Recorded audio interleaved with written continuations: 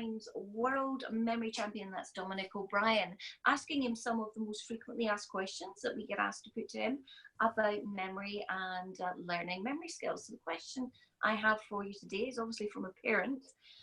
The question is, should I worry about my children spending too much time on the internet or on social media? Is that going to affect their memory?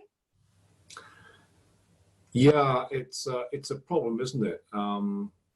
There is great concern that social media, search engines are leading to impulsive behavior.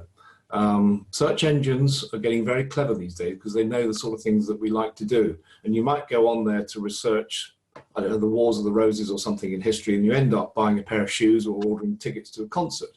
It seems to be able to direct us to other places. So if we're not careful, if we're not disciplined about it, it can lead to problems with attention. I had a very interesting conversation with Alan Boyle. I'm very privileged to meet him. He was the senior manager of Microsoft. I met him last year. And he was saying that technology changes every 14 years.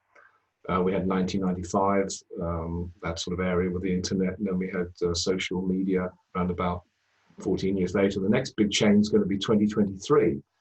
And he's saying probably we won't need mobile phones or computers or laptops. We'll be having virtual screens. So you'll be lucky if you sit on a coach that the person next to you is going to poke your eye out, because they'll be going like this, pulling down virtual screens, virtual keyboards. You'll be typing away like that.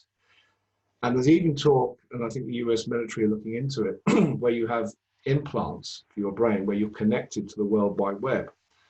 And that means you'll be able to ask any question, like what is the capital of Australia? And the answer, Canberra, will come straight into your head, and you won't even have to think about it. Now, what's the impact on your brain? Well, you won't have to work at finding knowledge. It'll just come into your head. So I think there's a danger that you're going to be dumbing down the intellect here, because you're not actually processing it. And there's no way around it. If you want to keep your brain healthy and active, you have to work it. And of course, as we know, memory techniques are the best for doing that, because you're making new connections in the brain. And if you think about it, we already have that ability. We don't need implants in our brain to get the answers to knowledge immediately. We've got a thing called Siri, haven't we? We just say, hello, Siri, what is the capital of Australia? And if you've got a good internet connection, the answer will pop into your head straight away. But it doesn't make you smarter, it doesn't make you more powerful. So knowledge is no longer power, it's what you do with it. And it really does help if you use these techniques to earn the knowledge, to process the information. Very good for the brain.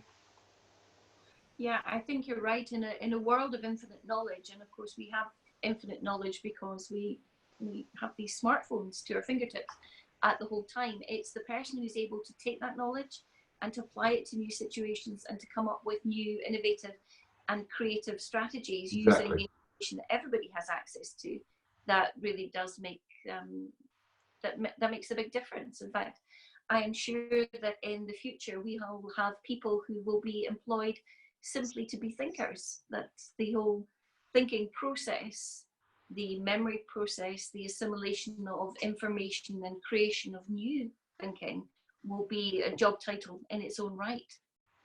So I think we've got fascinating times ahead of us. Yes, and we've got to be careful how we use it. But you're absolutely right. It's how you use the knowledge. It's taking disparate pieces of information and finding novel ways of making connections to come up with something new to help the world, to help problem solve. Yeah.